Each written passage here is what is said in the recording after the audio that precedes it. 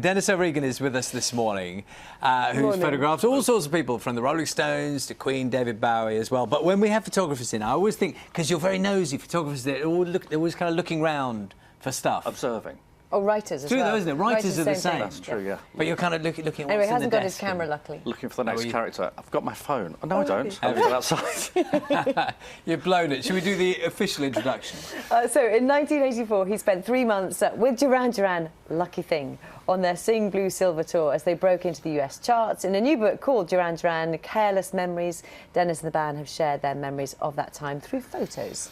Yeah, so what, I mean, so they've launched through this, so they started around a little bit earlier, did they? So a year or two earlier? Yeah, they started 2 or 3 years earlier. And this is when they're massive, they're huge. They became massive stars. in 1984 on this tour, so that's what the book is. It's documenting their rise and their chart success and their MTV success when they went to America. And the sense, give us a sense of scale. I mean, because sometimes we say people have made it big, yeah, but they really did have a huge following. It's sort of extreme. Yeah, fan on that base. tour, extreme fan worship, and on that tour they played in America, Madison Square Garden, which they played for 2 nights. So that was what they'd been building up to in a way.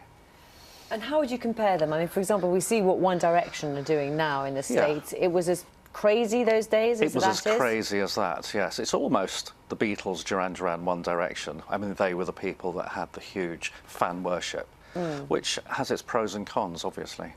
We'll look at some of the photos, and you have to tell us, what was going on and all the rest of it. What are the kinds of things you're trying to capture when you're on tour with a band like that? It's almost as though you're capturing it from the band's point of view, that you see them as they see each other. So you're capturing it totally from the inside. And this is Simon, obviously, in the dressing room, just clowning around because I happen to be there. But you can see the others in the mirror, getting ready, practicing their shapes as well. Well, a couple of thoughts spring to mind. He looks so young. He looks very thin as well. Very thin. Yes, no Photoshop, obviously.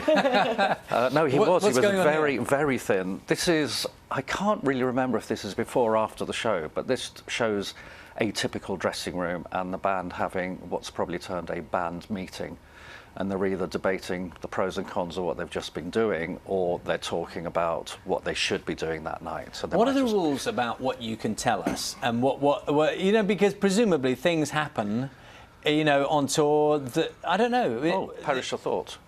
But yeah, things do happen on tour, and I may or may not photograph them, but they trust me not to do anything with it, even if I do witness a lot of stuff, obviously, which I don't tell. And most of it I don't or can't photograph anyway.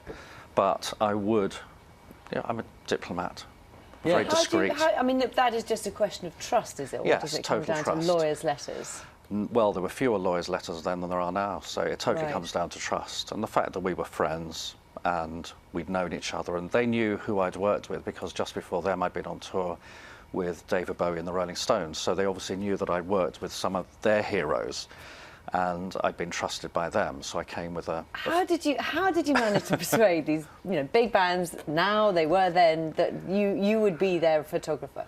It's funny you say persuade, actually, because sometimes it dictates a little bit of persuasion, but it's I suppose it boils down to what you've done, and they do check up on you, I think, and they talk to people, and they'll find out how you worked with them or what you didn't do in the past, and then they'll take you on that basis. And you also have a little bit of an approval period early on in the tour. They might ask you to go to rehearsals, and at rehearsals then they'll check you out. And on one of the flights, Mick Jagger came and sat next to me for the whole flight, and that was actually the longest conversation I ever had with him, and obviously that was my informal interview. Like a kind of a grilling, so to just check who you are. Yeah, it was just chit-chat, but obviously through the chit-chat he figured out whether I was or wasn't someone who could hang around. And what do you make of all these singers now who've sort of taken control, really, of their own photographs, haven't they, with all the selfies and all the rest of it? Is that a shame, or is that a good thing? From my point of view, I suppose it's a bit of a shame, but I think it's also a shame in terms of the fans, really, that too much is revealed too soon.